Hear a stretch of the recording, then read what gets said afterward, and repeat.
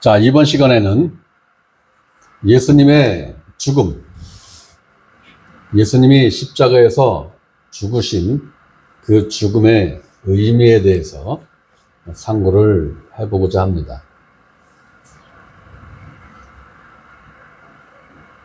예수님이 십자가에서 죽지 않으면 안 되는 이유가 뭐였을까요? 반드시 십자가에서 죽지 않으면 안 되는 이유.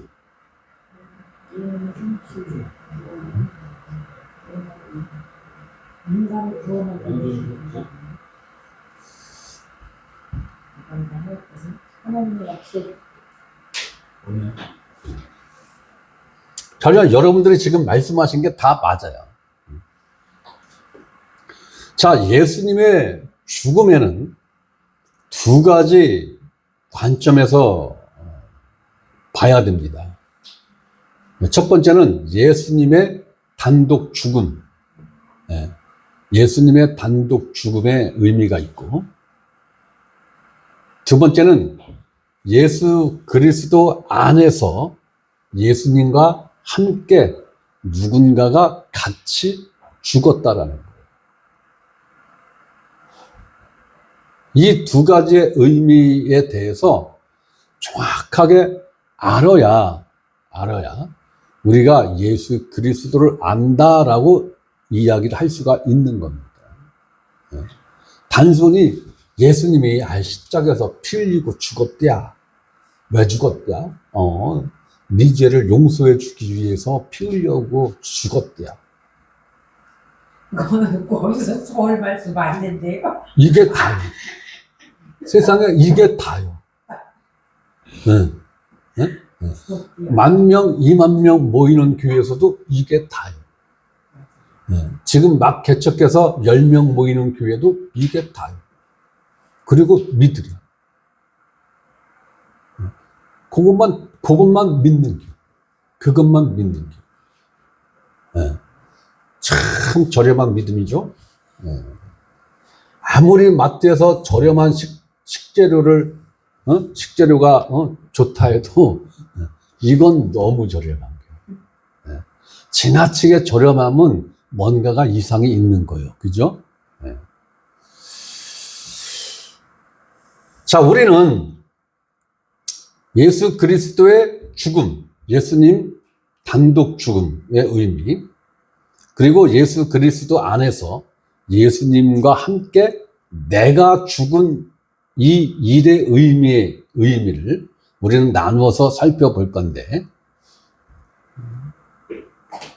이제 오늘 이 말씀을 쭉 확인을 하다 보면은 로마서 6장과 로마서 7장을 공부를 하지 않으면은 여기에 대한 답을 얻을 수가 없습니다.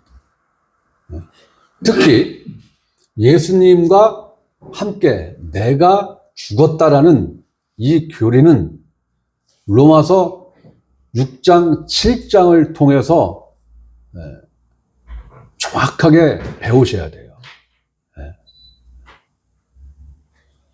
자, 그럼 첫째, 예수님은 왜 십자가에서 죽으셔야 했는가입니다. 자, 히브리서 2장 14절 말씀. 이 히브리서 2장 14절 말씀은 예수님이 죽음으로 해결하신 일 혹은 결과입니다. 결과요. 그러니까 굉장히 중요한 말씀이죠. 자, 자녀들은 혈과 육에 속하였음에 그도, 여기서 말하는 그는 누굴 말하는 거예요? 예수님을 말하는 거죠. 자, 예수님도 또한 같은 모양으로, 그러니까 예수님이 인간과 똑같은 육체를 갖고 오지 않으면 절대적 이유가 이거라는 거예요.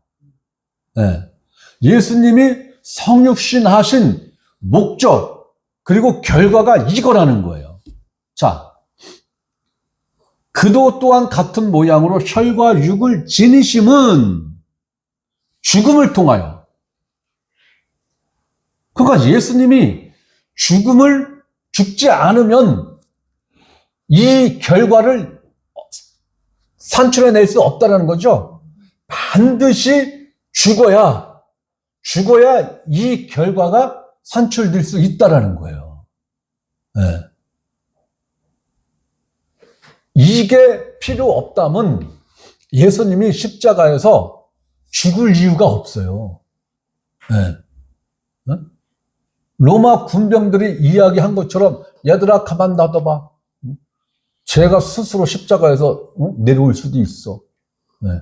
피만 흘리면 될 것 같았으면 예수님이 십자가에서 못 박히고 하나님 충분히 피 흘렸죠? 오케이. 가면 두두두둑 천사들이 와서 얼마든지 그렇게 할 수 있죠? 네. 아니라는 거예요. 네. 그러니까 구원은 우리가 단순이라고 표현하기는 그렇습니다만은 예수 그리스도가 십자가에서 흘리신 그 피로 내 죄를 속해줬어. 단편적으로 이것만 알고 이것만 믿으면 이건 반쪽짜리라는 거예요. 네? 반쪽짜리라는 거예요. 특히 여러분들이 요 수준에서 머무른다면 여러분들 믿음은 반쪽짜리라고요. 네. 그리고 너희가 진리를 알지니 진리가 너희를 어떻게 한다? 자유케 하리라. 그 자유를 몰라요. 네. 모른다니까요. 그 자유를. 그 자유가 하나님이 어떠한 경륜을 통해서 우리에게 주었으며 이 자유가 갖는 의미가 무엇인지를 몰라요. 피복음만 알아서는 이걸 실감나게 인식하기가 어려운 거예요. 자, 죽음을 통하여 반드시 죽어야 된다는 거예요. 네. 피만 흘리고 그냥 죄만 속죄만 할 것 같으면 죽으실 이유가 없다면 안 죽었다니까요. 예수님이 그냥 피만 흘리면 되는 거였다니까. 자, 죽음을 통하여 죽음의 세력을 잡은 자, 곧 마귀를 멸하시며.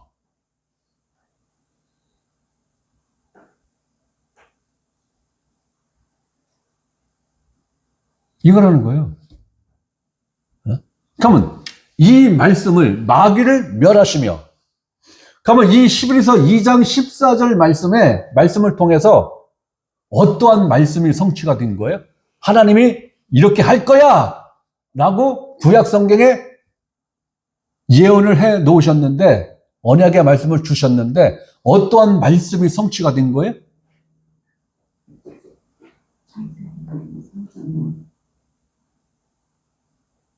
아니, 말씀들을 하시라고.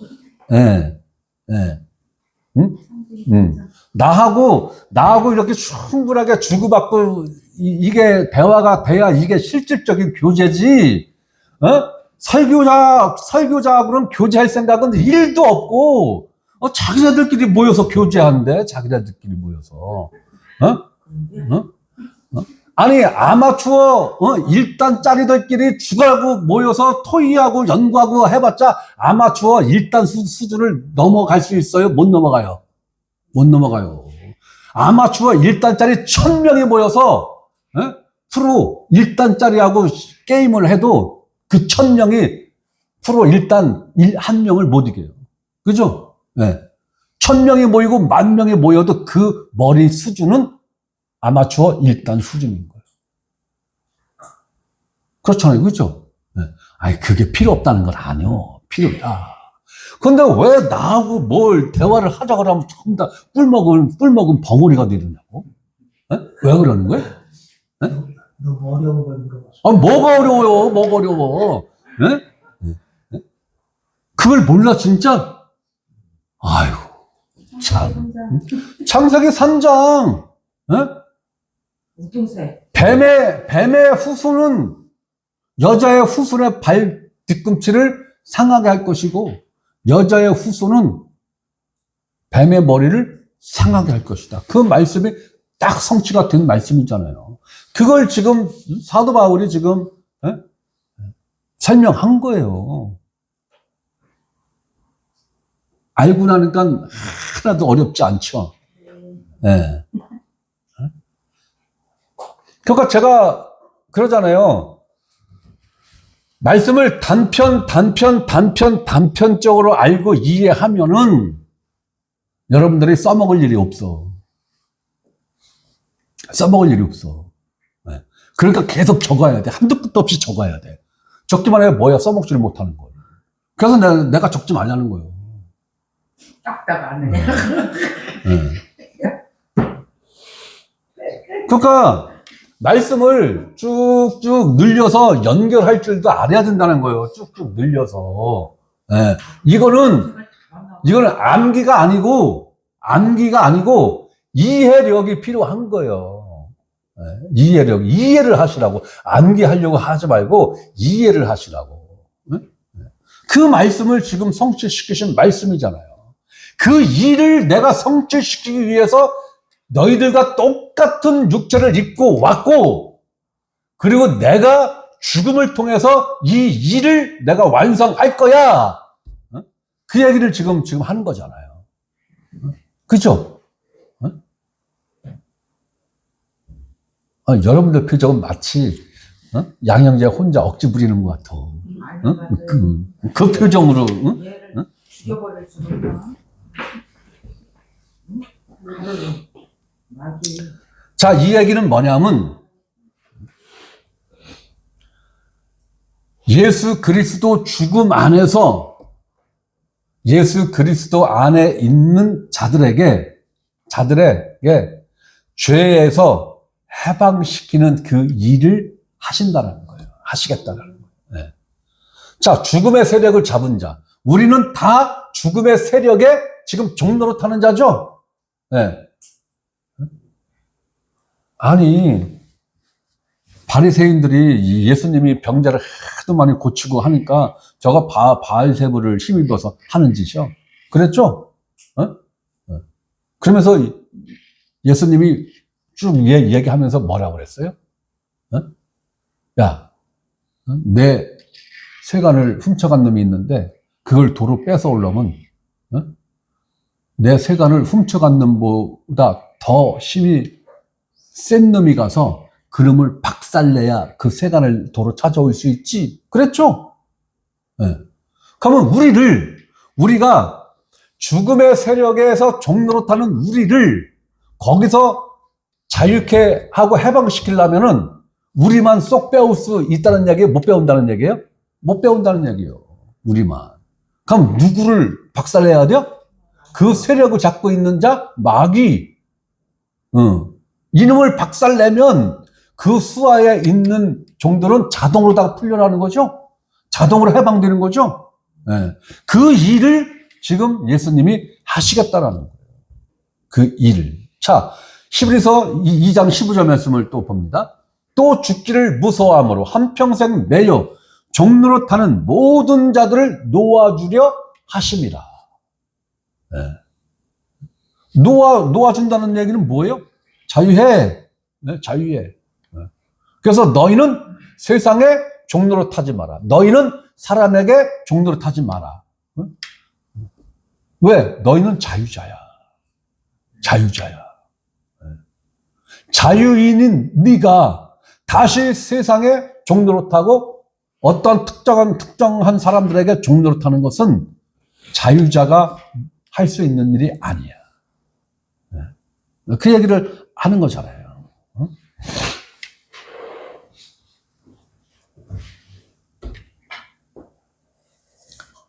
또한 예수님의 죽음의 의미는 예수님 죽음 안에서 율법에서 자유케 하기 위해서 죽으셨다라는 거예요. 네, 율법에서 자유케 하기 위해서. 자, 로마서 7장 4절 6절 봅니다. 그러므로 형제들아 너희도 그리스도의 몸으로 말미암아 율법에 대하여 죽임을 당하였으니. 이 얘기가 뭐예요? 예수 그리스도 안에서 예수 그리스도가 십자가에 못 박혀 죽으실 때 나도 그 안에서 함께 죽임을 당했다는 거죠. 네. 이 믿음이 없으면 율법으로부터 절대적으로 자유할 수 없어요. 그러니까 율법으로부터 자유하지 못한 자들이 철저하게 지금 율법의 종로를 타고 있죠. 네. 이 21세기를 살아가는 기독교인들이 지금 철저하게 율법의 종로를 타고 있잖아요. 율법의 종로로. 아니 우리가 뭐 십계명도 특별히 안 지키는데 뭐 11조에 목숨 걸고 있잖아. 11조에 목숨 걸고 있잖아요. 오늘날 기독교인들이 11조에 목숨 걸고 있잖아요. 오늘날 교회들이 11조에 목숨 걸고 있잖아요. 11조 율법이죠. 신약성경에는 11조에 대한 얘기가 단 한마디도 안 나와요. 사복음서에서 예수님이 말씀하신 11조는 예수님이 생존에 계실 때는 신약시대가 아니에요. 구약시대예요. 신약시대가 열린 거는 언제부터예요? 예수님이 부활하신 그때서부터가 신약시대예요. 십자가에서 죽으시는 거 그리고 땅에 묻힌 것까지 구약 율법에 의해서 묻혔죠. 예수님이. 구약 율법에 의해서 사형 집행됐고 구약 율법에 의해서 땅속에 묻혔잖아요. 거기까지가 구약이에요. 거기까지. 엄밀히 따지면 거기까지가 구약이라고요. 그러니까 사복음서 끄트머리, 사복음서 한두 장 분량이 엄밀히 따지면 신약 성경이라고요. 사실은 그때서부터가. 그러니까 성경으로 말하면 사도행전서부터가 신약 성경이라고요. 엄밀히 따지면. 사복음서는 구약 성경으로 봐야 되는 거예요. 사복음서는. 그러니까 예수님이 율법 체제 하에서 태어나셨고 율법 체제 하에서 성장했고 율법 체제 하에서 사역을 하셨기 때문에 꼭 11조를 해야 된다라는 그 의무를 강조하기 위해서 하신 말씀은 아니라 할지라도 11조에 대한 것을 언급을 하신 거란 말이에요. 야, 그러니까 11조 해야지. 사복음서에 예수님이 11조 하라고 했는데 가이사의 것은 가이사 것, 가이사에게, 하나님의 것은 하나님에게. 그러니까 11조는 하나님 거니까 11조 해야지. 지금 이러고 있잖아요. 웃기는 얘기죠. 이건 코미디인 거예요. 마태복음 1장 1절서부터 신약성경이야. 에이, 네가 모르는 목사 단 한 명도 없어. 예수님이 부활한 시점이 오래 지난 신약 시대다라고 이걸 목사치고 이걸 모르는 사람 단 한 명도 없어요. 단 한 명도 없어요. 네. 그러면 왜 사복음서를 신약성경으로 봐? 신약성경이라고 그렇게 가르쳐? 그래야 편하니까. 그래야 편하니까. 네? 자, 6절 봅니다. 이제는 우리가 얽매였던 것이 뭐예요? 율법에 대하여 죽었으므로 율법에서 벗어났으니.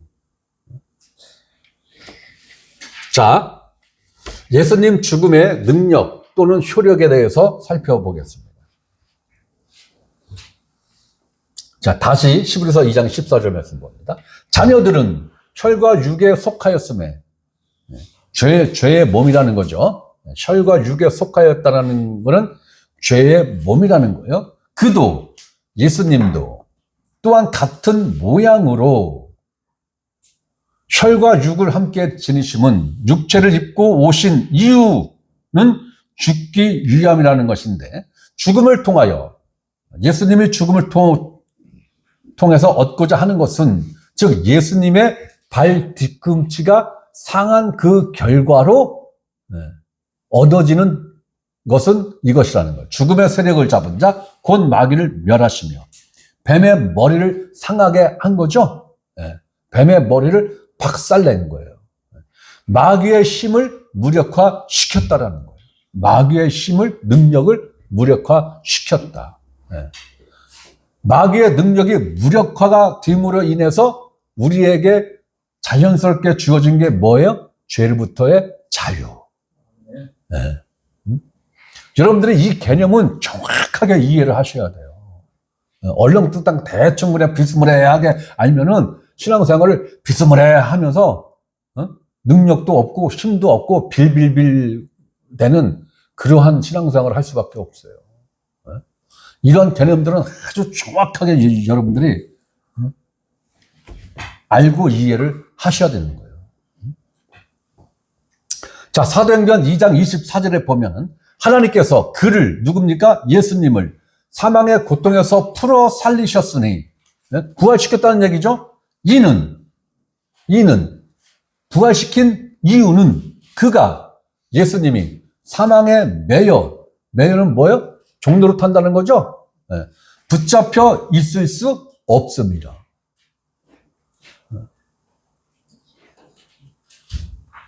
그러니까 이 말씀을 이해를 하려면은 이 말씀을 이해를 못하면 이 사도행전 2장 24절 말씀이 이해가 안 가는 거예요. 무슨 말씀을 이해를 해야 되느냐? 내가 예수 그리스도 안에서 내가 예수 그리스도와 함께 죽었다. 이 개념이 없으면 이 사도행전 2장 24절 말씀은 절대로 안 풀리는 거예요.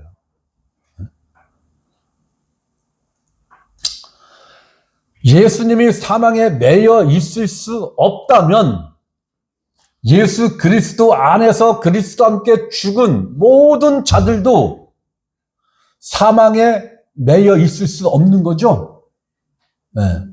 사망에 매여 있을 수 없는 거예요. 예수님에게만 해당되는 말씀이 아니라고요. 그 개념이 없으니까 예수님은 당연히 그렇지 뭐.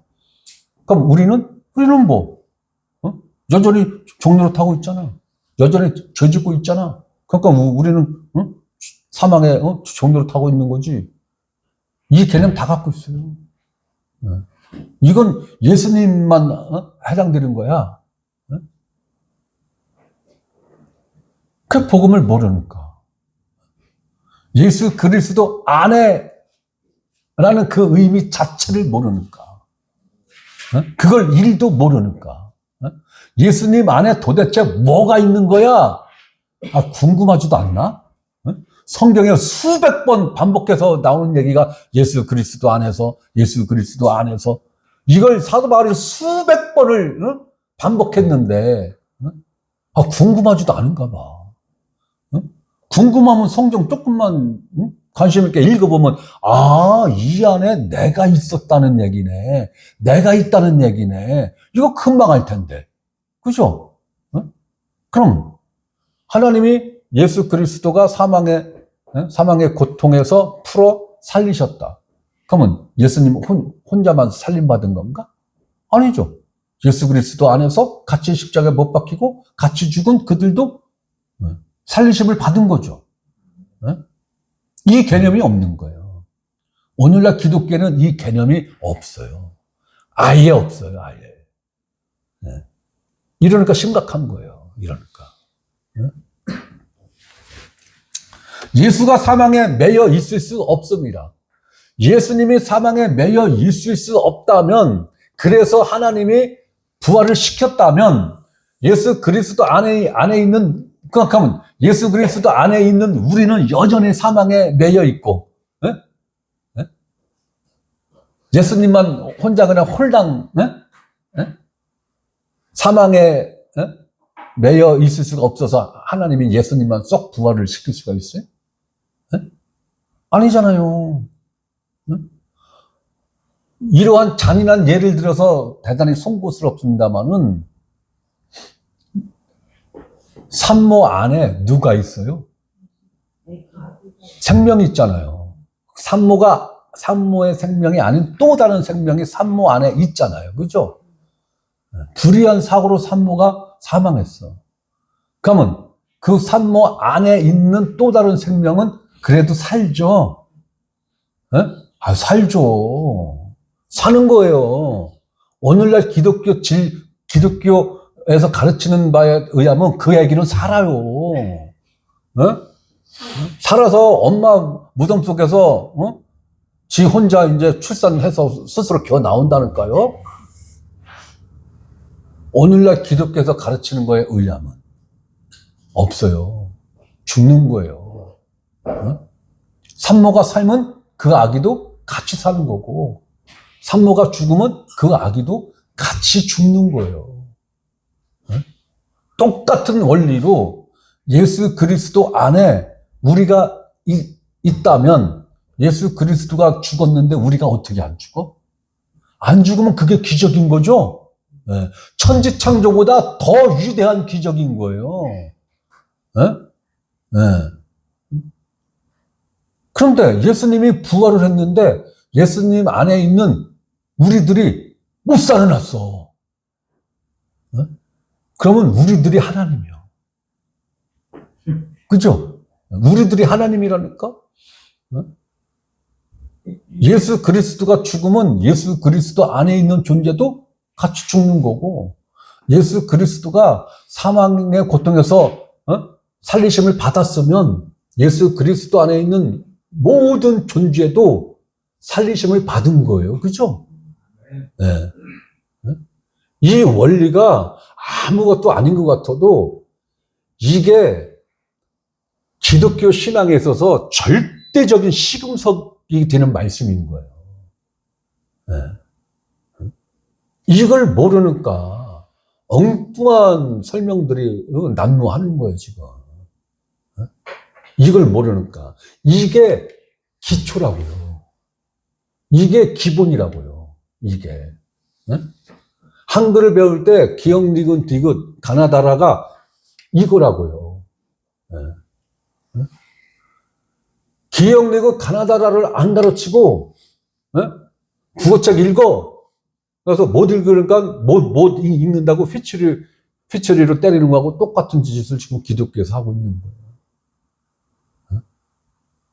그러니까 안 맞으려니까 읽는 흉내를 내야 되는 거죠. 네, 읽는 흉내를 내야 되는 거예요. 뜻도 모르고 의미도 모르고. 네. 그러니 그 영혼들이 얼마나 곤고하며 그 영혼들이 진 짐이 또 다른 짐이 가중된 거죠. 죄의 짐의 무게도 그걸 감당 못해서 헐떡거리고 있는데 종교라는 짐을 또 얹어주고 있다고요.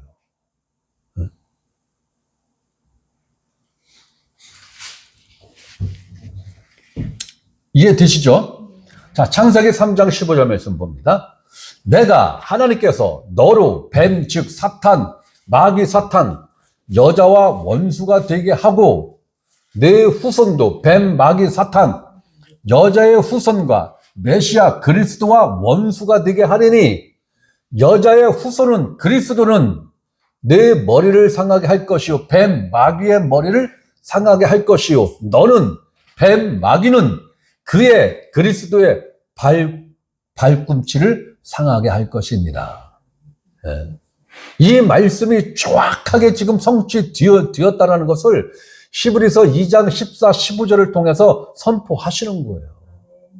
이 말씀이 이렇게 완성됐다. 그 결과로 너희들은 죄로부터 율법으로부터 자유한 자가 된 것이다.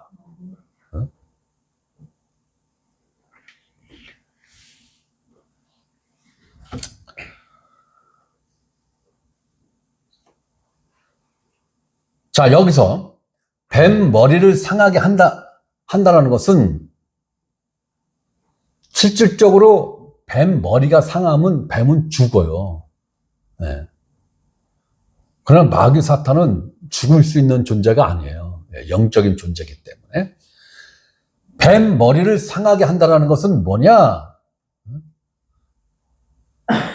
마귀 사탄이 갖고 있는 힘, 능력, 세력을 무력화시킨다라는 거예요. 네. 군인들 예로 들으면 무장해제 시킨다라는 거예요. 네.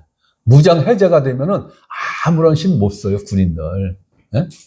갖고 있는 총 뺏기고, 단도 뺏기고, 군장 뺏기고 하면, 네. 힘 못 써요. 일반인들하고 똑같아요.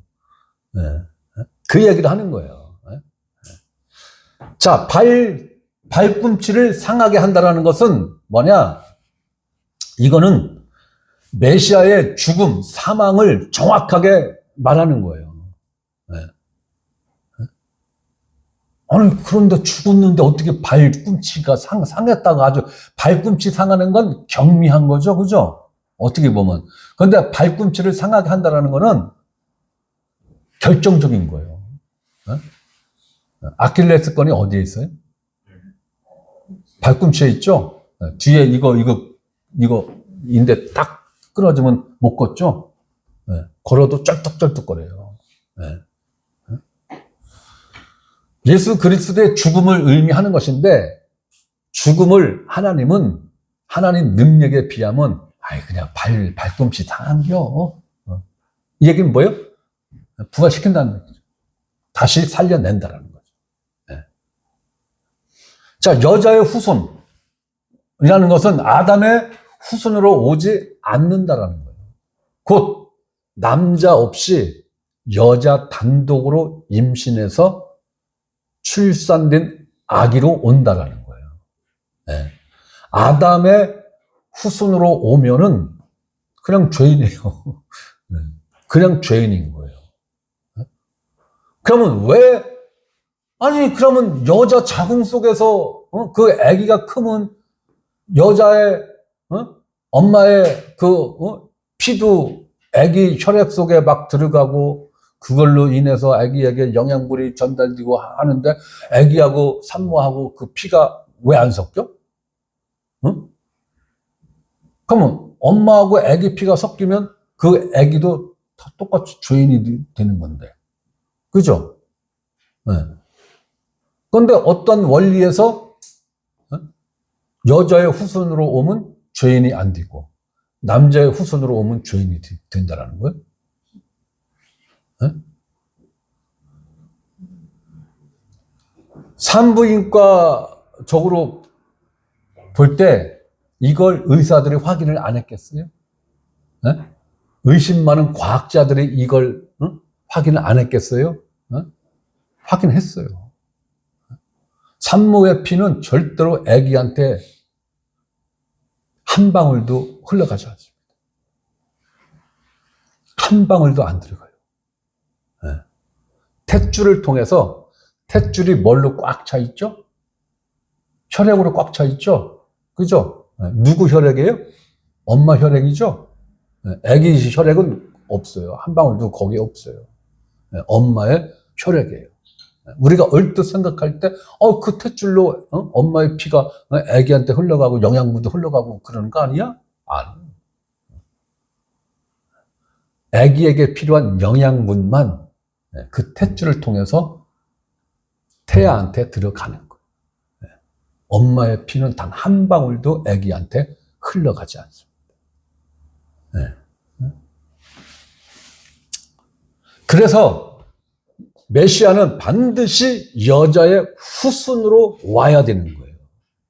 그래서 예수님은 죄 있는 모양으로 왔으나, 그죠? 죄는 없으셨다. 이렇게 다른 성경에서 표현을 하고 있잖아요. 그 표현이 바로 이 말씀에 대한 후속 설명인 거예요.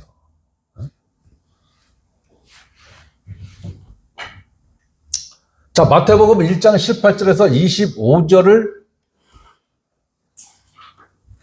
읽으면은 시간이 많이 지체가 돼요. 이 말씀 모르는 사람 없죠? 다 알죠? 네? 네. 예수님 탄생, 네? 마리아가 어떻게 임신이 됐고 어떻게 출산이 됐는가, 그 과정을 설명한 말씀인데, 자, 이 말씀을 통해서 우리가 알 수 있는 것은 마리아를 잉태시킨 생명의 씨를 누가 집어넣었어요? 성령님이 그 생명의 씨를 잉태시켰다고요. 그 얘기는 뭐예요? 마리아 자궁에 누가 들어간 거예요? 성령님이 들어간 거예요. 성령으로 잉태되었다는 의미가 그건 거예요. 그러면 예수 그리스도의 생명의 씨는 누구로부터 온 거예요? 성령으로부터 온 거예요. 그 생명의 씨는. 네. 그러니까 그 생명 자체는 엄격히 따지면 죽을 수가 없는 생명이에요. 예수님 생명은 죽을 수 없는 생명이라고요. 그런데 죽었어. 죽었다고요. 아니 죽을 수 없는 생명이라니까요. 예수님 생명은. 그런데 죽었어.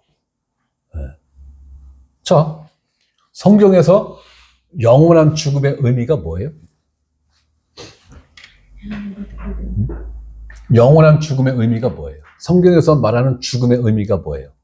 성경에서는 우리 이 육체의 생명을 비중 있게 다루지도 않아.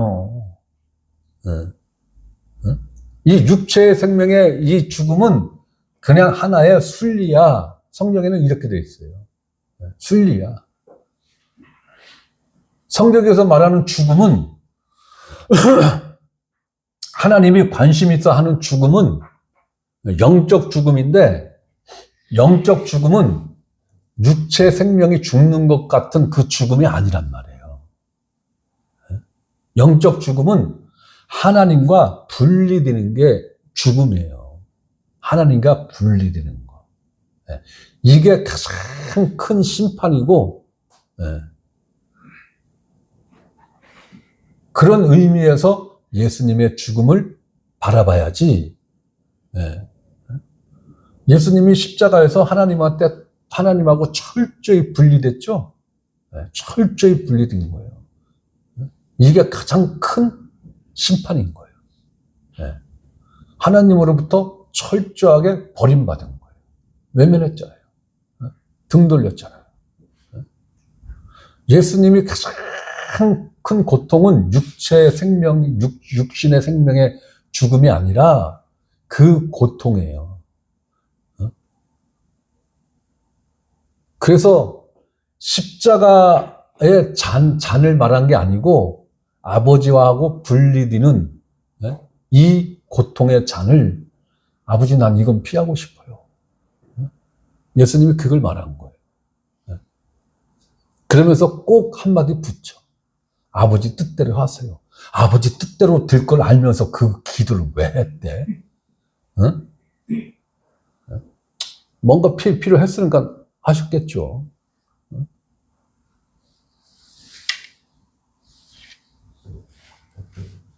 이렇게 예수님은 창세기에 예언된 말씀 그대로 아담의 후손이 아닌 여자의 후손으로 이 땅에 정확하게 오셨다라는 거예요. 자, 예수님이 이 땅에 오신 목적에 대하여 성경은 이렇게 말씀을 하십니다. 마가복음 10장 45절.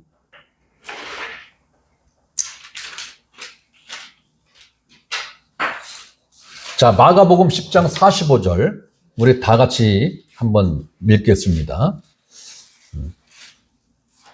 자, 마가복음 10장 45절. 자, 시작. 인자가 온 것은 섬김을 받으려 함이 아니라 도리어 섬기려 하고 자기 목숨을 많은 사람의 대속물로 주려 함이라. 자, 예수님이 인간의 육체와 똑같은 육체와 생명을 갖고 이 땅에 오신 목적, 이것을 이루기 위해서 왔어 라고 이야기하는 거죠. 여기에 복의 개념이 단 1이라도 있습니까? 복의 개념은 없어요. 비읍자는 나오는데, 야, 비읍자도 단 한 번밖에 안 나오네.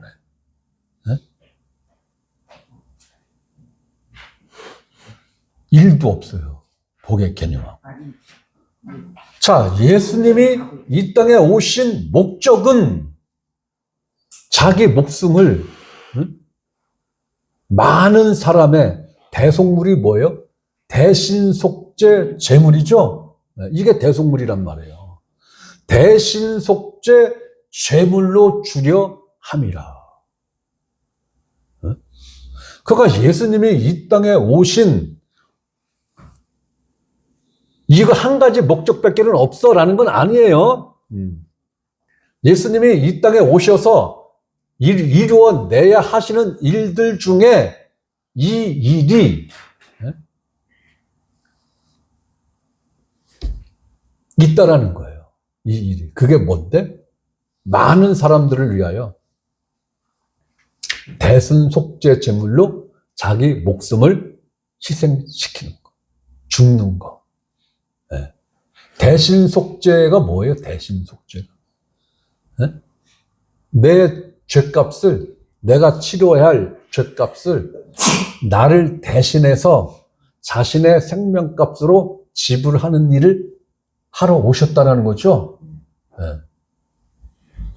사람들이 이걸 안 믿어. 응?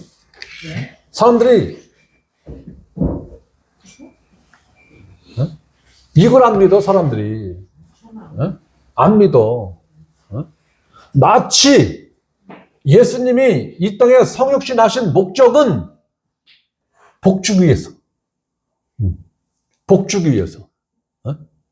오늘날 목회자들의 설교 비중이 99%가 복에 관련된 설교잖아요. 이 대신속죄에 관련된 설교는 1년에 몇 번 합니까? 요즘 하겠네요. 요즘 이제 사순절 이라고 하는 요즘 몇 주 하겠네요. 몇 주. 1년 내내 설교해도 부족한 내용인데 1년에 요때 서너 번? 나머지는 다 뭐예요? 복 받는 설교만 한다고요. 복 받는 설교. 목사님 여기 섬김을 받으려고 오지 않고 섬기러 왔다고 그랬잖아요. 근데 목사들이 섬김을 받고 있잖아. 이런 거 그이들은 안 읽어봤냐? 내가 양심에 찔리니까 그거 뺀 거요. 이거?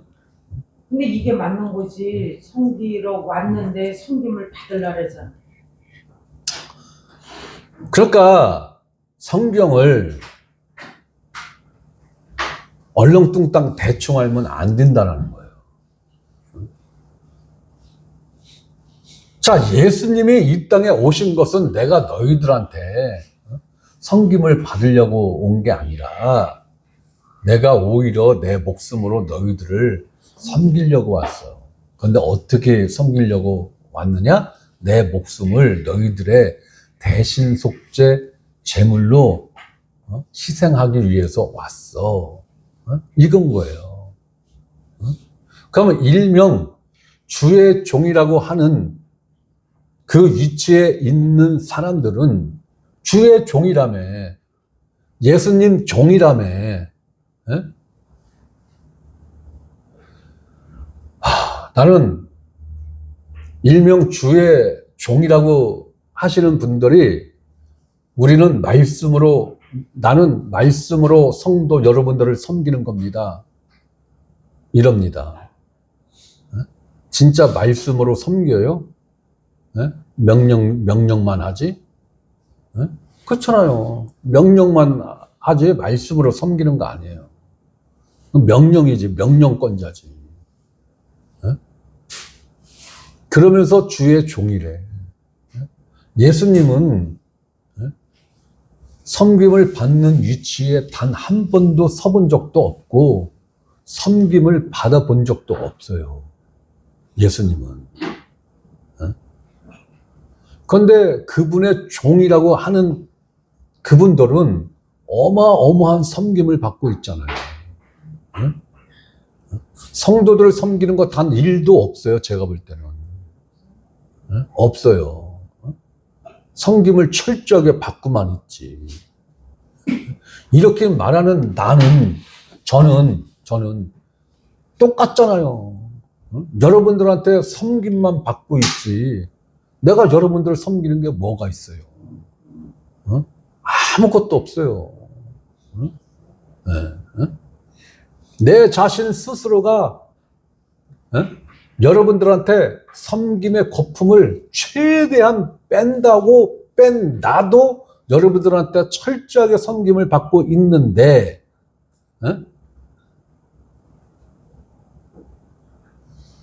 더 이상 말씀 안 드릴게요. 제 얼굴에 침 뱉는 것 같아서. 그러면 안 된다라는 거예요. 주의 종이라며. 종소리를 뺐으면 좋겠어. 주의 대장. 자, 예수님은 우리의 무엇 때문에 혹은 무엇을 해결해 주기 위하여 대속제물이 되기 위하여 오셨다라는 것입니까? 죄의 문제죠. 대신속죄. 죄요, 죄. 예수님이 이 땅에 오신 제1 목적은 우리의 죄의 문제를 해결해 주시기 위해서 왔다라는 거예요. 여기에 복의 개념 단 1도 없어요. 이 속죄 교리를 정확하게 믿으면 세상으로부터 미움받습니다. 왜? 세상 통치자가 누구예요? 마귀. 마귀는 예수님으로부터 머리를 상함을 받았어. 예수 그리스도 안에 있는 자들은 100% 이 마귀의 세력으로부터 자유한 존재들이야. 그러니까 세상에 볼 때 껄끄러워. 그러니까 싫은 거야. 그러니까 미운 거야. 그러니까 건수만 잡히면 죽이는 거야.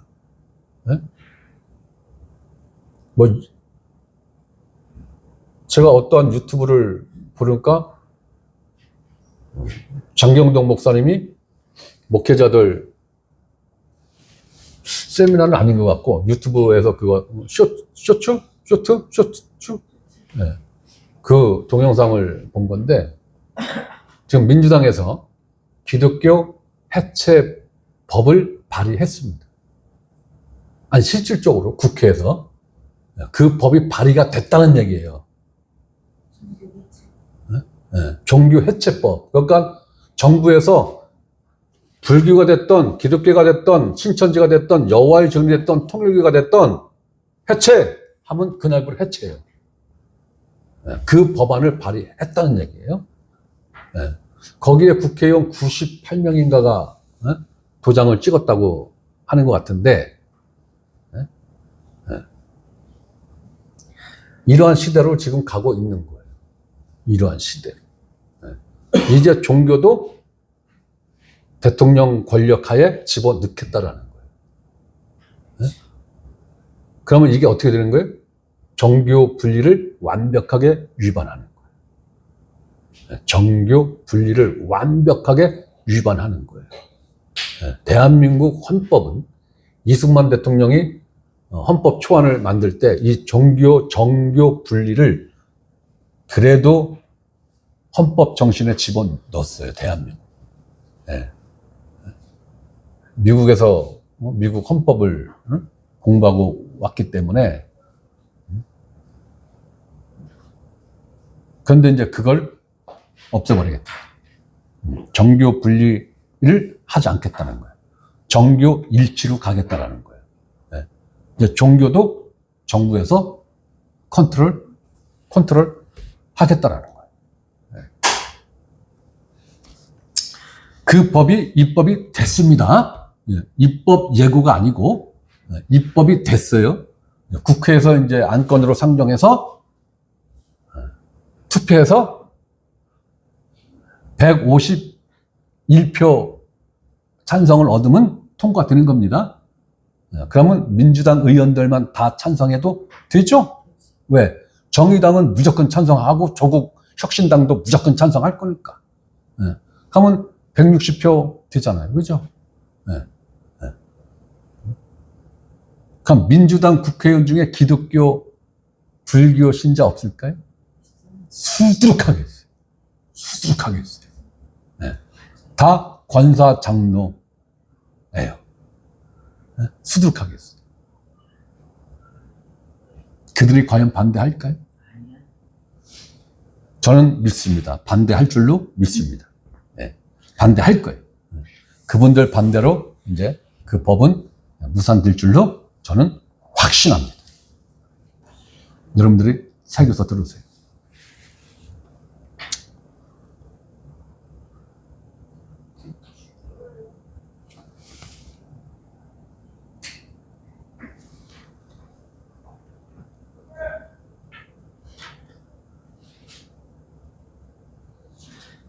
자, 그러면 예수님은 우리의 무엇 때문에 혹은 무엇을 해결해 주시기 위해서 대속제물로 오셨다라는 겁니까?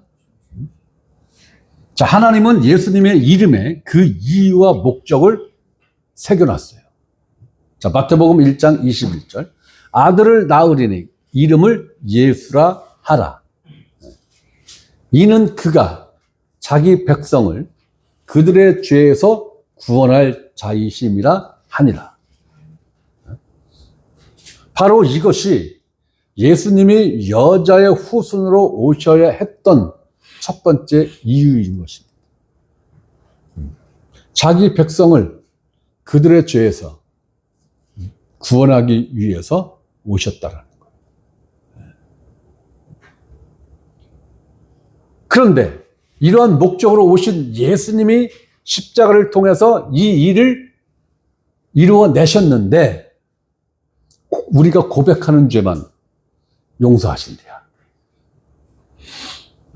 아니, 우리가 고백하는 죄만 용서하셨대요.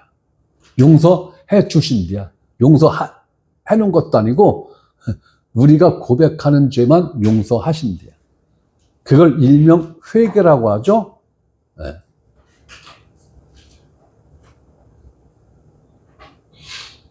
그러면 여러분들은 이런 의구심이 안 됩니까?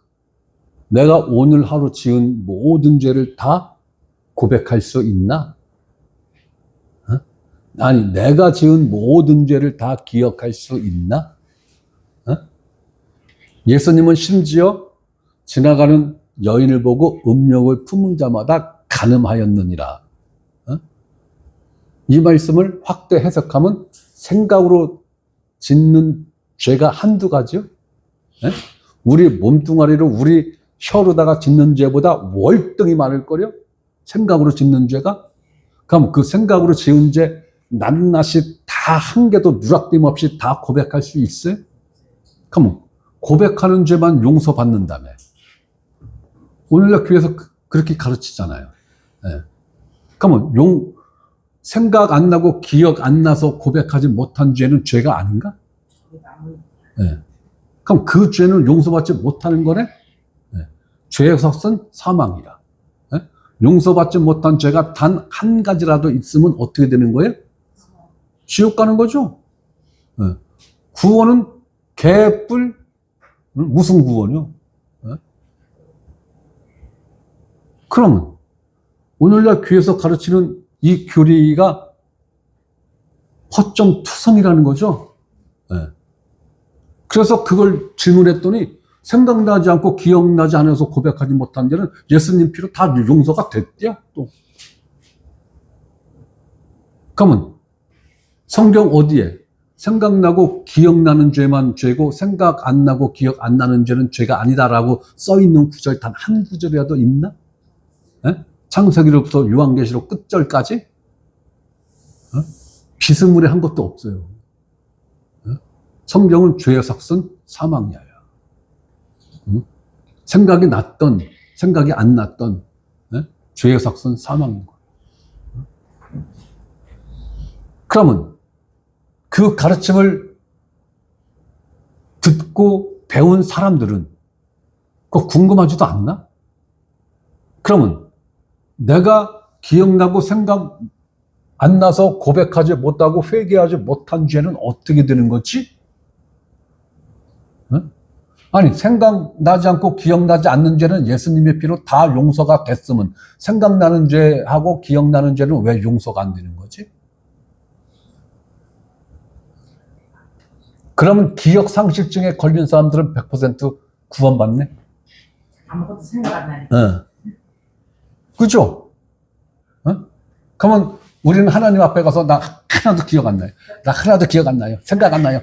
박박 우기면 무죄 판명 받는 거네? 그러면 구원 받는 거네? 오늘날 기독교 가르침에 의하면 그 논리가 성립이 되는 거예요. 네. 아니, 궁금하지도 않나? 네? 저는 이 궁금으로부터 시작됐어요. 네. 저는. 그래서 고민하고, 성경을 아무리 뒤져봐도 이건 아닌데, 답이 없는 거야, 성경에. 네. 네. 또 그 얘기 하려면 또, 시간 오래 걸리니까. 그러니까 성경을 보면서, 목사의 설교를 들으면서 생각을 해야 되는데, 네? 생각을 안 해. 제가 언젠가 그랬죠. 교회만 오면 머리를 안 써. 뇌가 부동자세로 되는 것 같아. 일동 차렷! 그게 아니라 교회만, 발이 교회 출입문만 딱 넘으면은, 네? 네? 부대 일동 차렷! 생각을 하냐? 생각을 하냐? 그게 궁금해요. 네. 그런데 교회 문방만 나가면 이 머리가 얼마나 잘 돌아가는지 몰라. 복 받는 일에는 머리가 무지하게 돌아가는데, 네. 영혼 구원 받는 일에는 일동철 부동자세요. 네? 말도 안 되는 거예요. 왜 그러나 몰라. 바로 이게 미혹된 영인 거예요. 미혹된 자들인 거예요. 네. 미혹이 됐으니까, 미혹됐다는 건 뭐예요? 눈이 감기고 귀가 막혔다라는 거예요. 네? 미혹됐다라는 것은 속었다 이 개념도 있지만은 눈이 감기고 귀가 막혔다라는 거예요. 네? 눈이 감기고 귀가 막혔으니, 네? 귀가 열리고 눈 뜬 사람한테 100% 의지해서 갈 수밖에 없는 거죠. 네? 네. 그런데 눈이 감기고 귀가 먹었으니 자기들을 이끌고 가는 그 작자도 눈이 멀고 귀가 막혔다라는 사실을 몰라. 그걸 모르는 거야. 저놈은 눈 뜬 놈이겠지. 저놈은 귓구녕이 뚫린 놈이겠지. 그러고 그놈이 내민 지팡이를 잡고 가는 거예요. 지팡이를 잡고. 이 형국이라는 거예요. 오늘날 기독교인들의 신앙생활이라는 게 이 형국으로 나는 보여요. 그러니까 안타까운 거예요. 그러니까. 두 눈을 부릅 뜨고 앞을 보고 가다가도 돌뿌리에 넘어질 수 있는 건데, 아휴, 말해 뭐해.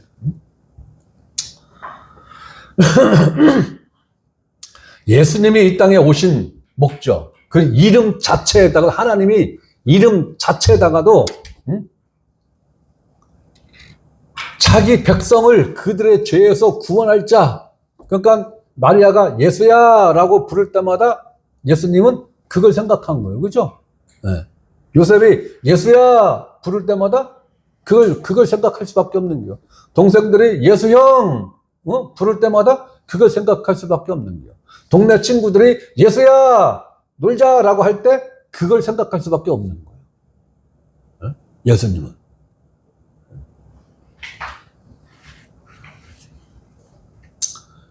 이 목적으로 오셔서 십자가에서 하나님으로부터 버림당하시면서까지 철저하게 피를 흘리시고 죽으신 그 피 흘림과 죽음이 자기 백성들의 그들의 죄의 일부만 용서할 것 같으면 메시아가 올 필요가 뭐가 있어? 그리스도가 올 필요가 뭐가 있어? 일부만 용서가 되는 것 같으면, 에? 일부만. 아니잖아요. 네? 복음에서 말하는 속죄는 너희가 나를 믿으면 그 믿음을 보고 내가 너희들의 죄를 용서해 줄게, 이게 아니잖아요. 네? 그런데 오늘날 기독교는 이렇게 가르친단 말이에요. 너희가 나를 믿으면 그 믿음으로 너희의 죄를 속죄해 줄게. 그러니까 너희는 예수를 믿어. 이렇게 가르친단 말이에요. 복음은 그게 아니잖아요. 내가 세상 죄를 짊어졌고 그 세상 죄에 대한 죄값을 갚기 위해서 내가 십자가에 못 박혔고 피 흘렸고 죽었다. 이걸 믿으라는 거죠. 네. 이걸 믿으라는 거예요. 네? 나의 모든 죄, 내가 태어나기도 2000년 전에 십자가에서 예수님이 못 박혀 죽었는데, 그리고 그 이후로 2000년 후에 태어날 나의 모든 죄값까지도 다 갚아 놓았다라는 이 선언, 이 선포를 믿으라는 게 믿음의 본질이잖아요. 네? 그러니까 오늘날 기독교에서 가르치는 이 믿음의 본질은 성경에서 벗어나 있어도 한참 벗어나 있는 거예요.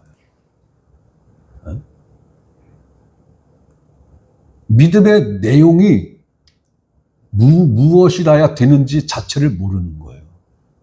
네? 무엇을 믿어야 속죄가 되고 무엇을 믿어야 구원받는다라는 것을 모르는 거예요. 네?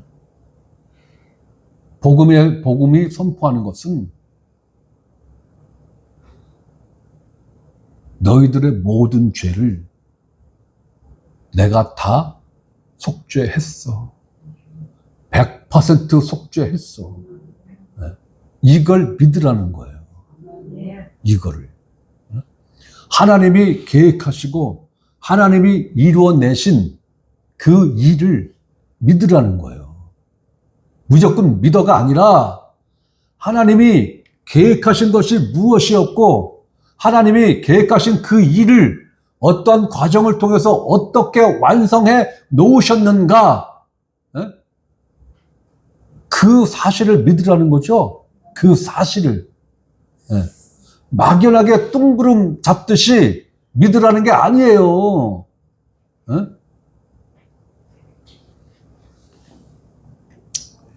바로 이것이 예수님이 여자의 후손으로 오셔야 했던 첫 번째 이유인 것입니다.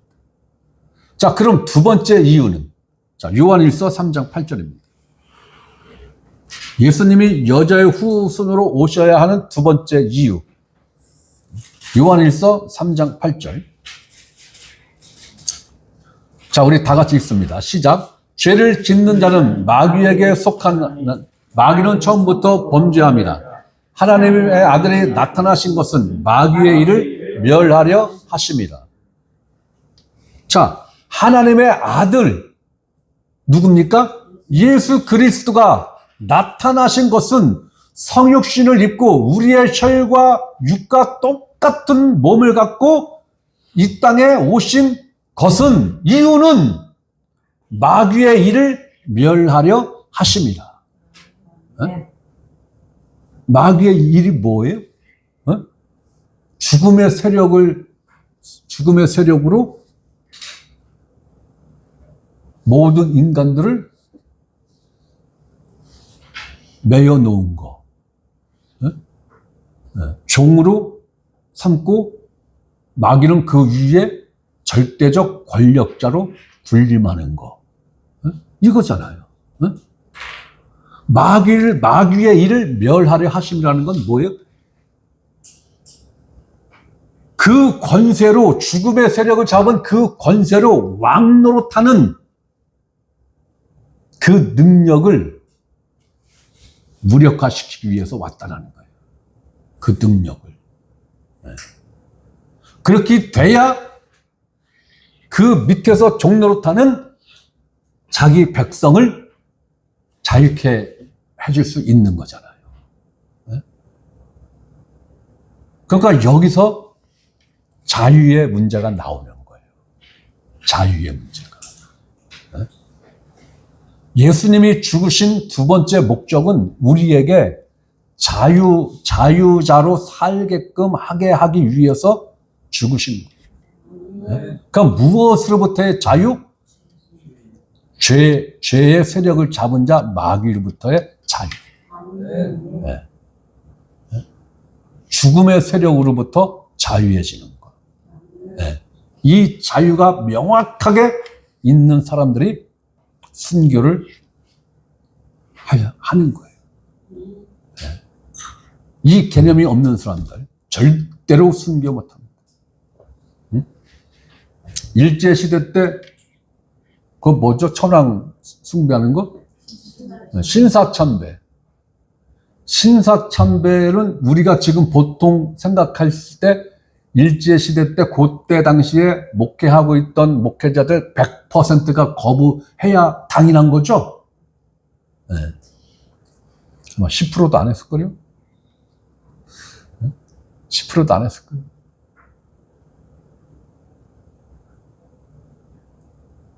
그걸 거부한 몇몇 목사님들만 투옥됐고 그 과정에서 돌아가신 분들도 있고 병신 되신 분들도 있고 불구자가 되신 분들도 있고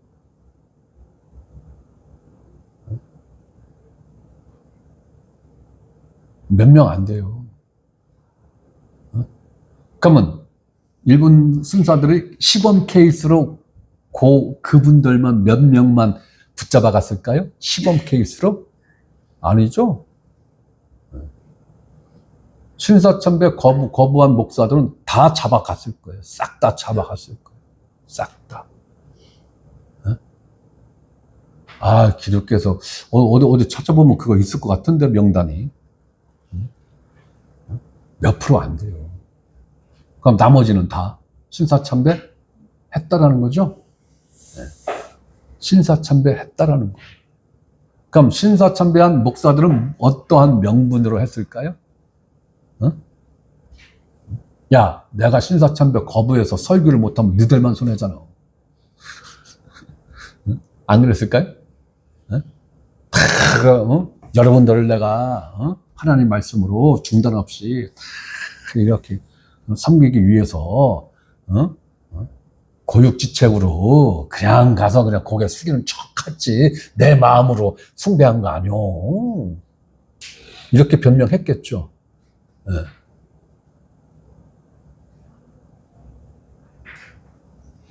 훌륭하신 분들이에요.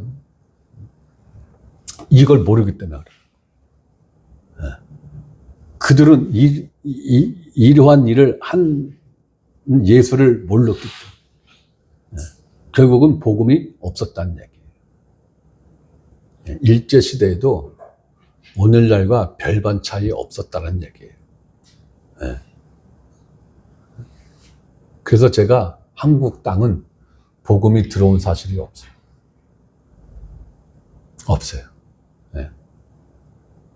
이 종교 가운데서 하나님이 몇몇 목사들을 복음을 깨닫게 해 주셔서 그 명맥이 띄엄띄엄 오는 것으로밖에 이해가 안 돼요. 안 돼요. 그러니 저나 여러분들은 얼마나 하나님한테 복받은 존재들이냐고요. 네? 아유, 그런 걸 생각하면 아주 자지러져요. 아주 자지러져. 하나님은 이렇게 메시아, 즉 그리스도인 예수님을 이 땅에 보내신 목적을 정확하게 말씀을 하신 것입니다. 첫째는 예수님이 자신의 백성을 그들의 죄에서 구원하시기 위해서, 즉 속량, 속죄의 일을 해결해 주기 위해서 이 땅에 오셨다라는 거고, 둘째는 마귀의 일을 멸하기 위해서 이 땅에 오셨다라는 거예요. 자, 우리는 십자가 이후의 시대를 지금 살아가고 있어요. 그렇다면 예수님이 이 두 가지 목적을 완성하신 그 이후의 시간을 우리는 지금 살아가고 있는 거예요. 그죠? 네. 그런데도 예수님이 십자가에서 이루신 일이 뭔지를 몰라. 뭔지를 몰라. 그러면서 예수를 믿는데, 그러면서 예수를 따르는 제자래. 웃기는 거죠. 제자는요, 스승과 제자는 스승을 그대로 복사한 게 제자죠? 아니에요? 스승을 그대로 복사한 게 복제가 된 게 제자라고요. 네. 그런데 복제가 희한하게 복제가 됐어. 나비를 복제를 했는데 강아지가 나와. 예를 들어서 잉어를 복제를 했는데 피레미가 나와. 이런 일은 불가능한 거죠. 그런데 오늘날 기독교는 그렇다니까요. 예수를 복제를 했다는데 다른 예수가 나와 있어.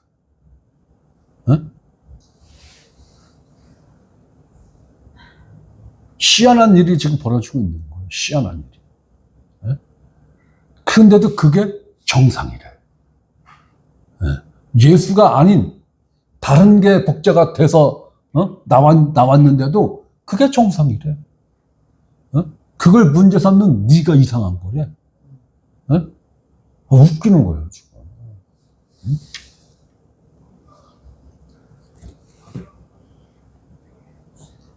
우리가 지금 살펴본 바에 의하면 기복의 의미를 접붙여 놓을 수 있을까요, 여기에?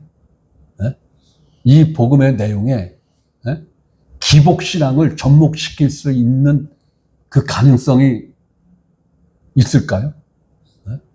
저는 없어요. 불가능해요.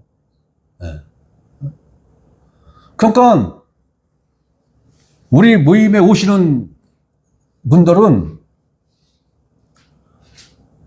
복 받고 싶으면 절대로 우리 모임에 오면 안 돼요.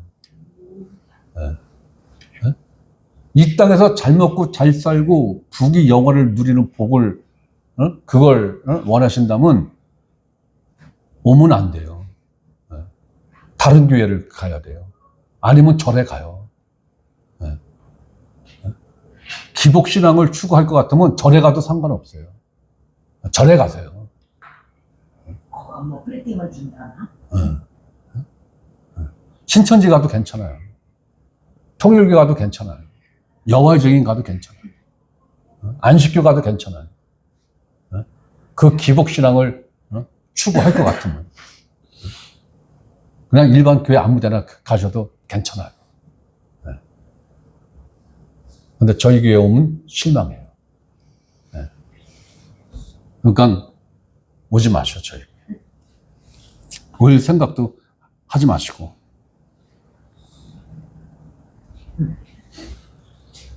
잘 만들어서 하나님한테 보낼 생각. 자, 그럼 마귀의 일은 무엇입니까? 죄인들 하여금 죽음을 무서워하게 하여 일평생 죄의 종노릇하게 하는 것이죠. 자, 히브리서 2장 15절. 또 죽기를 무서워함으로 한평생 매여 종노릇하는, 죽기를 무서워함으로 한평생 매여 종노릇하는, 이 복음의 개념이 없으니까 목사가 됐던, 목사 사모가 됐던, 장로가 됐던, 권사가 됐던 암 선고만 받으면 하나님한테 삿대질을 하는 거예요. 이럴 수가 있느냐고. 그런 사람들은 복음을 단 1도 모르는 거예요. 없는 거예요. 없는 거예요. 저는 어떤 목사님으로부터 어떠한 목사 사모가 자기 남편도 암, 자기 친정집도 누구도 암, 누구도 암, 누구도 암, 이렇다고 하나님에 대해서 너무 실망스럽다고. 그게 사모래. 현직 사모래. 현직 사모래.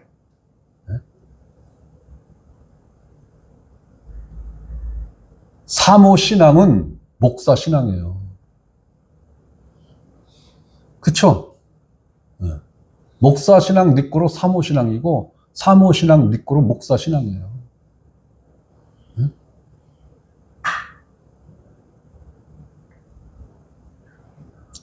복음을 1도 모르는 여자를 와이프로 맞이한 그 신랑 목사는 복음이 과연 있을까요? 없지. 그래도 좀 일부는 생각하고 답변을 하셔야지 그래. 1초도 고민하지 않고 그래. 응? 복음이 1도 없는 여자를 와이프로 삼은 그 목사는 제가 볼 때도 복음 1도 없어요. 똑같으니까 사는 거예요. 똑같아. 목사와 사모는요, 복음이 다르면요, 못 살아요. 못 삽니다. 살 수가 없어요. 아니, 목사라는 이 신분을 갖고는 거듭나지 못한 사모하고는 못 산다고요. 왜? 교회 와서 자꾸 엉뚱한 소리를 하니까. 복음과 전혀 다른 얘기를 하니까 교회에 와서. 성도들을 만나서. 그럼 이혼해야 돼요. 그런 이유로 이혼할 거면 나는 무조건 찬성. 이혼해. 이혼 안 할 것 같으면 목사를 그만둬야지. 그죠? 목사를 그만둬야 돼요. 목사를 그만두든지 이혼하든지. 근데 그런 여자를 와이프로 삼았다는 거는 그 목사 자신도 복음이 1도 없다는 거예요.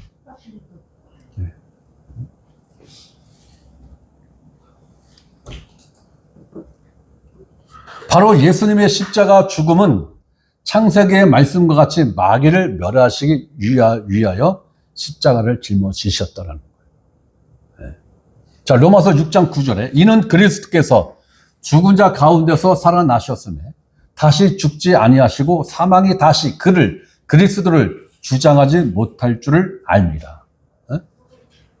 부활하신 예수 그리스도에 대해서는 사망이 이제 예수님을 만질 수도 없어요. 건드릴 수도 없어요. 그러면 그리스도 안에 있는 우리들은 그럼 사망이 건드릴 수 있을까요? 못 건드리는 거예요. 못 건드려요. 우리를 건드리려면 예수님을 통과해서 우리를 상관해야 되는데 불가능한 거예요.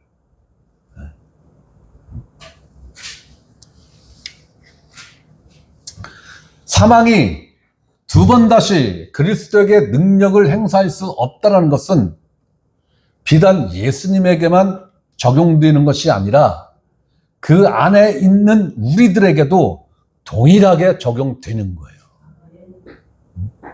그렇기 때문에 우리가 그리스도 안에서의 자유지 그리스도 밖에서는 이 자유 1도 알 수도 없고 누릴 수도 없어요. 그렇기 때문에 예수 그리스도 밖에 구원이 있다 없다? 없어요. 100% 없는 겁니다. 예수 그리스도 안에 있어야 구원 받는 일이 있는 거지 그리스도 밖에 있으면 구원 1도 없어요.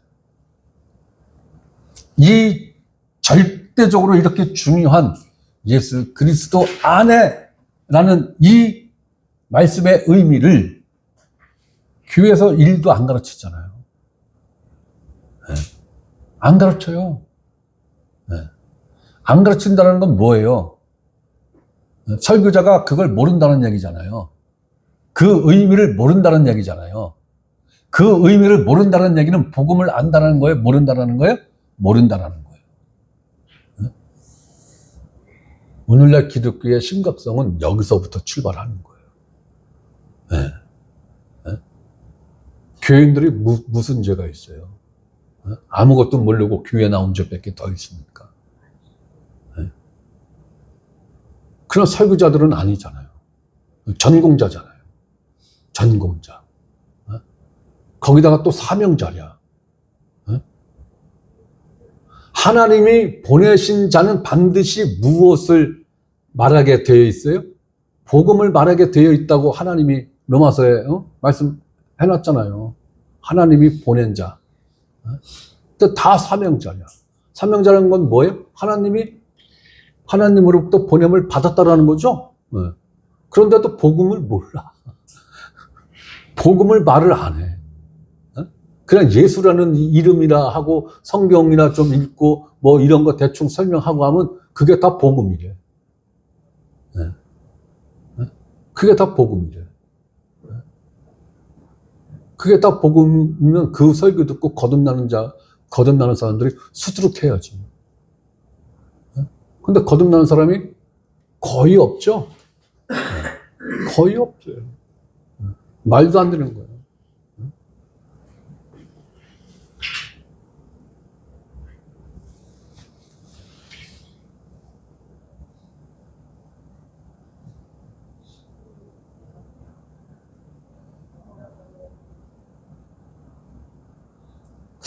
한 시간에 해야겠는데. 여기까지 하죠, 뭐. 네. 자, 두 번째. 예수 그리스도 안에서 나의 죽음의 의미와 결과가 있는데, 네. 이것도 아무리 빨리 해도 한 3, 40분 걸릴 것 같으니까, 네. 요거는 다음 주에 이어서 하도록 하겠습니다. 네. 그러니까 예수 그리스도가 이 땅에 오신 목적을 반드시 알아야 돼요. 네. 그래야 예수 그리스도가 십자가에서 무엇을 완성했는지도 아는 거죠. 네. 오신 목적을 십자가에서 다 이루었다 하신 거잖아요. 네. 네. 예수님이 십자가에서 다 이루었다 한 내용을 몰라. 네? 모른다는 건 뭐예요? 예수님이 이 땅에 오신 목적을 모른다라는 거예요. 네? 예수님이 이 땅에 오신 이유를 모른다라는 거예요. 그런데 개별적인 말씀으로 지금 우리가 읽은 마태복음 말씀, 마가복음 말씀 모르는 목사 없어요. 그 의미를 모르는 설교자 없어요. 단 한 명도 없어요. 다 알아요. 다 알아요.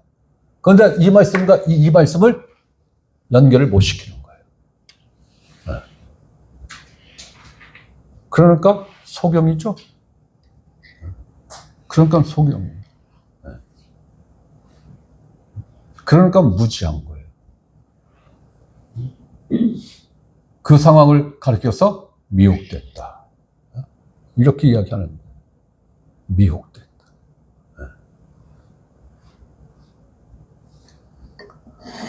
성령이 뜨게 한 눈과 성령이 들리게 한 그 귀를 가진 사람들은 그 정도 수준에서 머무를 수가 없는 거예요.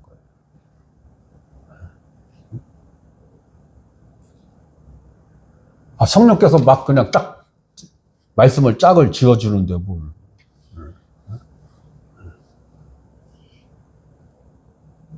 그러니까 살아있는 생명을 가진 자와 살아있는 생명을 갖고자 하는 자의 차이가 바로 이건 거예요.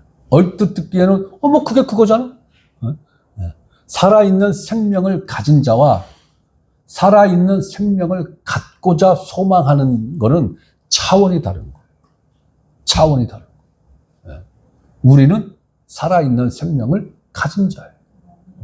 그러니까 눈이 뜨여 있고 귀가 뚫려서 듣고 보고 다 하는 거예요. 누구도 여기 와서 속일 수 없어요. 속인다 해도 우리가 속을 수가 없어요.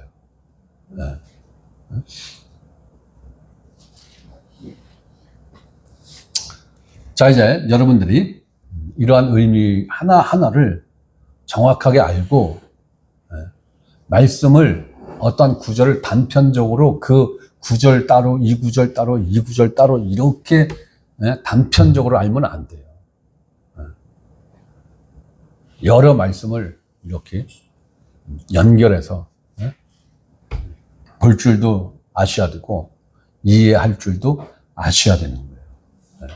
그래야 어느 누구를 만나서 대화를 하든 교제를 하든 불편함 없이 교제가 이루어지는 거고, 그러한 교제를 통해서 서로의 신앙이 도전을 받기도 하고, 서로의 신앙을 격려하기도 하고, 그러는 겁니다.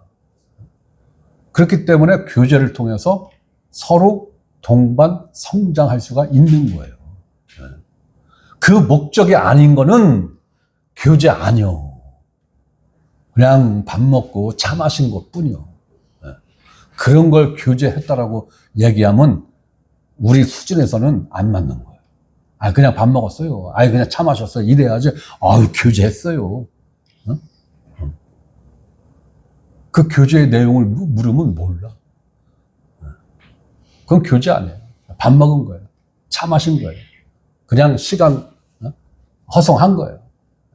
그럴 것 같으면 뭘 만나. 집에서 그냥 텔레비 보는 게 낫지. 교제의 의미를 아시고 교제를 하겠다고 하면은 이 의미에 맞게 교제를 하셔야 되는 거예요. 누구라도.